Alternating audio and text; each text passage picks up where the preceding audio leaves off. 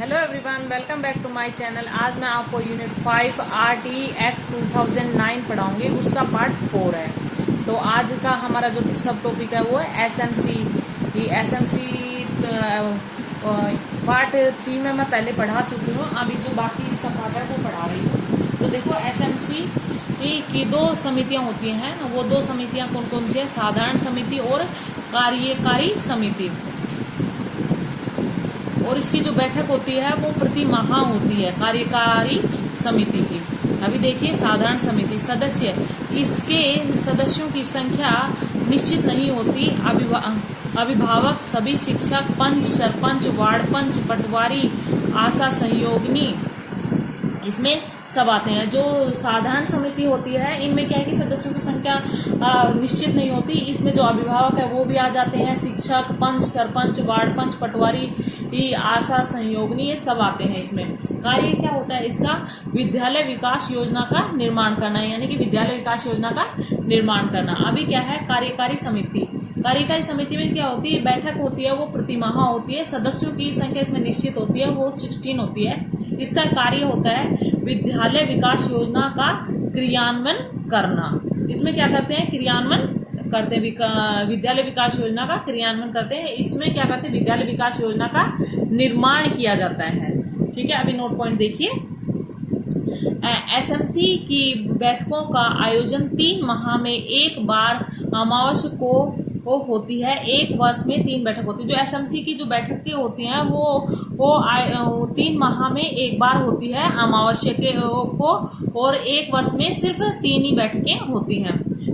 अभी नेक्स्ट देखिए, एसएमसी के गठन में 50% महिलाएं, जब इसका गठन करते हैं तो इसमें 50% महिलाएं रहेंगी।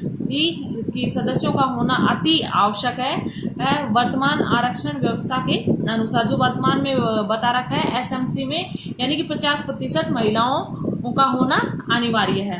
नेक्स्ट देखिए, एसएमसी में अभिभावकों और शिक्षकों का अनुपात 75:25 होता है। एसएमसी की बैठक का आयोजन करने हेतु 4 दिन पूर्व सूचना देनी होती है। जब एसएमसी का बैठक करनी होती है तो 4 दिन पहले क्या है कि जो उनके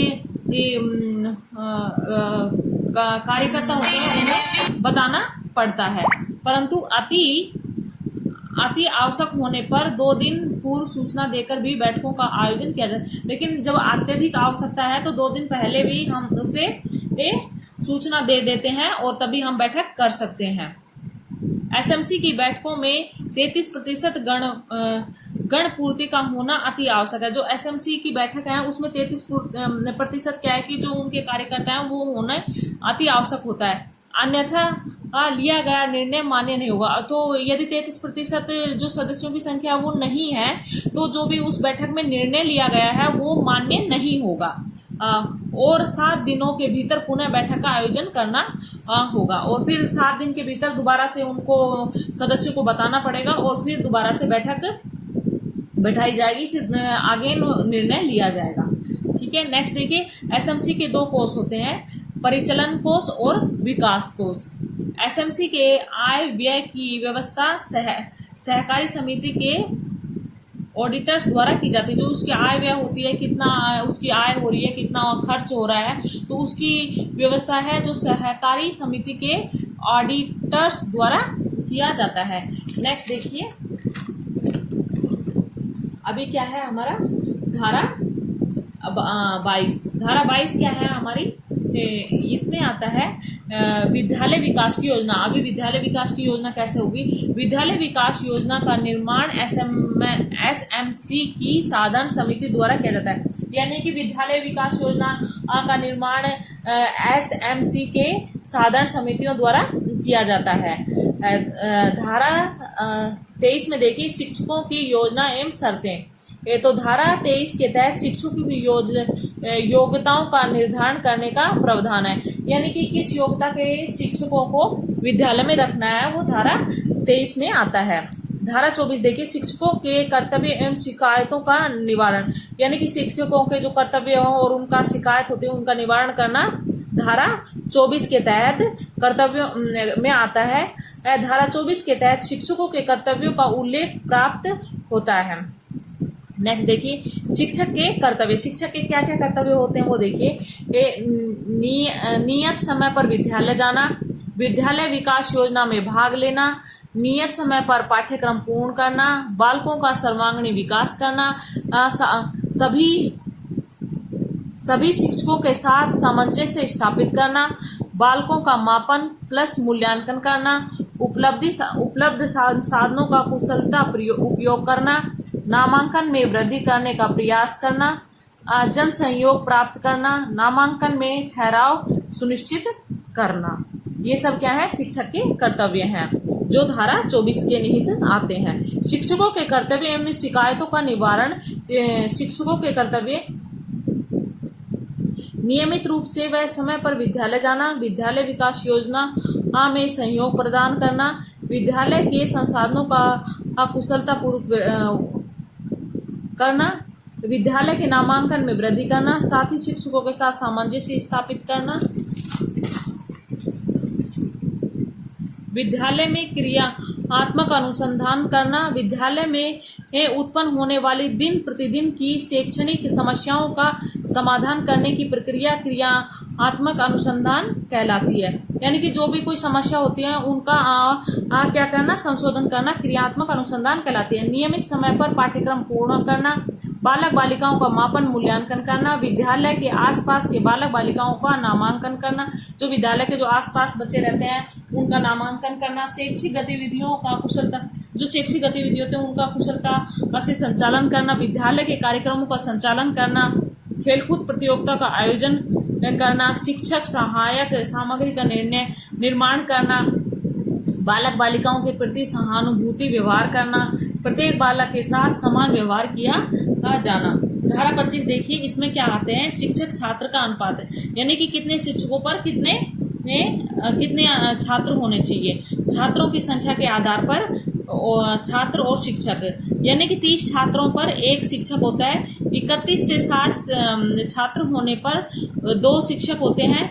61 से 90 होने पर 3 हो जाते हैं। 91 से 120 छात्र होने से 4 हो जाते हैं। और 121 से 200 वो छात्र होते हैं तो 5 शिक्षक होते हैं प्लस एक HM होता है। विद्यालय के स्तर के आधार पर शिक्षक छात्र का अनुपात 1 से 5 प्राथमिक, यानी कि 1:30 होना चाहिए, यानी कि 1 शिक्षक हो और 30 विद्यार्थी हो। 1 से 8 तक उच्च प्राथमिक विद्यालय पर 1:40, यानी कि 40 बच्चों पर 1 शिक्षक हो। 6 से 8वीं कक्षा तक उच्च प्राथमिक विद्यालय में 1:35 का है, तो यानी कि 35 बच्चे और 1 शिक्षक। SSA के अनुसार 1:40, यानी कि 40 बच्चों पर 1, और RMSA के अनुसार 1:40, यानी कि दोनों के अनुसार सेम ही शिक्षक और छात्रों की संख्या है। नोट पॉइंट देखिए, विद्यालय छात्र संख्या 121 से 150 से अधिक हो जाए तो HM की नियुक्ति होती है, यानी कि 121 से 150 से अधिक छात्र हो जाएं तो एक HM की नियुक्ति होती है। नोट पॉइंट देखिए, एक छात्र संख्या 200 से अधिक होने पर प्रति 40 बालकों पर अतिरिक्त शिक्षक की नियुक्ति की जाएगी, यानी कि 40 छात्र के अतिरिक्त हो जाए तो वो फिर क्या है कि एक अतिरिक्त शिक्षक की नियुक्ति की जाएगी। 200 बालकों पर 5 शिक्षक होंगे, 205 बालकों पर 6 शिक्षक होंगे, तो 40 + 1, यानी कि 240 पे कितने होंगे, 6 शिक्षक होंगे, 241 पर 7 होंगे। यदि एक भी बच्चा ज्यादा हो गया है तो उस पर क्या होगा कि एक शिक्षक ज्यादा हो जाएगा। नोट पॉइंट देखिए, RMSA कार्यक्रम के तहत मॉडल स्केलों का संचालन किया जाता था। तो ये स्वामी विवेकानंद विद्यालय है 2011 में। कहते हैं मॉडल स्कूलों का शिक्षक छात्र अनुपात 1:40 है, लेकिन मॉडल स्कूलों का आदर्श अनुपात 1:25 माना जाता है। यानी कि अभी जो मॉडल स्कूल्स हैं उनका अनुपात 1:40 है, लेकिन जो आदर्श वो माप है वो 1:25 माना जाता है। धारा 26 के तहत रिक्त पदों का भरना। धारा 26 के तहत विद्यालय में स्वीकृत पदों में से रिक्त पदों को 3 वर्ष के भीतर तत्काल भरा जाएगा। अधिकतम 10% पद ही रिक्त रह सकते हैं। धारा 26 में बताया है कि जो 3 वर्ष के भीतर जो पद खाली हैं उन्हें तुरंत भरा जाएगा। अधिकतम 10% पद ही खाली रह सकते हैं। धारा 27 में देखिए गैर शैक्षिक कार्यों में शिक्षकों की नियुक्ति करना। यानी कि धारा 27 के तहत किसी भी शिक्षक की नियुक्ति गैर शैक्षिक कार्यों में नहीं की जाएगी, जैसे कि चुनाव कार्य, जनगणना, राष्ट्रीय आपदा, इनमें नहीं की जाएगी। नई शिक्षा नीति 2020 के तहत अब केवल चुनावी कार्यों में ही शिक्षक की नियुक्ति की जाएगी। धारा 28 में देखिए प्राइवेट ट्यूशन पर रोक। कोई भी शिक्षक ट्यूशन कार्य नहीं कर सकता अध्याय 5 प्रारंभिक शिक्षा एवं पाठ्यक्रम के अनुसार। धारा 29 में देखिए प्रारंभिक शिक्षा के पाठ्यक्रम का निर्माण एवं सतत संग्रह व्यापक मूल्यांकन, यानी कि RSCERT 2018 के अनुसार। धारा 30 में हमें बताया गया है बोर्ड परीक्षा एवं प्रमाण पत्र जारी करना। अध्याय 6 बालकों के शिक्षक के अधिकार संरक्षण। यानी कि जो प्रमाण पत्र है वो हमें जारी करना पड़ेगा बालकों को और शिक्षकों का अधिकार का संरक्षण है ये।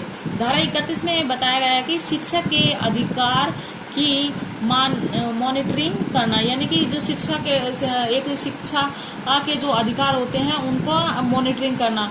धारा 32 में बताया गया है कि बालक बालिकाओं को शिकायत का निवारण, यानी कि जो बालक बालिकाएं जो शिकायत कर रहे हैं उनका निवारण किया जाएगा। धारा 33 में राष्ट्रीय सलाहकार परिषद का गठन। यानी कि धारा 33 में बताया गया है कि राष्ट्रीय सलाहकार परिषद का गठन, यानी कि 15 सदस्य। धारा 34 में बताया राज्य सलाहकार परिषद का गठन। अभी आया है हमारा अध्याय 7 प्रकरण विस्तार। धारा 35 शैक्षणिक योजनाओं का निर्माण केंद्र द्वारा किया जाएगा। धारा 35 में बताया जो शैक्षणिक योजनाएं हैं उनका निर्माण किसके द्वारा किया जाएगा? केंद्र के द्वारा किया जाएगा। धारा 36 में बताया दंड से पूर्व सक्षम अधिकारों की अनुमति। यानी कि दंड से पूर्व जो सक्षम अधिकार होते हैं उनकी अनुमति दी जाएगी। धारा 37 में बताया दंड के विरुद्ध न्यायालय में परिवाद प्रस्तुत न करना। फिर धारा 38 में बताया राज्य द्वारा केंद्र की योजनाओं का क्रियान्वयन करना। यानी कि जो राज्य द्वारा केंद्र की जो योजनाएं होती है उनका क्रियान्वयन करना। नोट पॉइंट देखिए RTE 2009 की धारा 35 व 38 के तहत राजस्थान में 29 मार्च 2011 को राजस्थान निःशुल्क एवं अनिवार्य बालक शिक्षा परिषद लागू किया गया, जिससे में 10 अध्याय व 29 धाराओं का उल्लेख है। उन्होंने ये नोट पॉइंट बता रहा है कि जो धारा 35 और 38 है उसके तहत राजस्थान में 29 मार्च, राजस्थान में कब हुई उसकी स्थापना? 29 मार्च 2011 को। और राजस्थान निःशुल्क एवं अनिवार्य बाल शिक्षा अधिकार लागू किया गया। राजस्थान में 29 मार्च 2011 को और निःशुल्क एवं अनिवार्य बाल शिक्षा अधिकार लागू किया गया और उसमें 10 अध्याय व 29 धाराएं हैं। Thank you.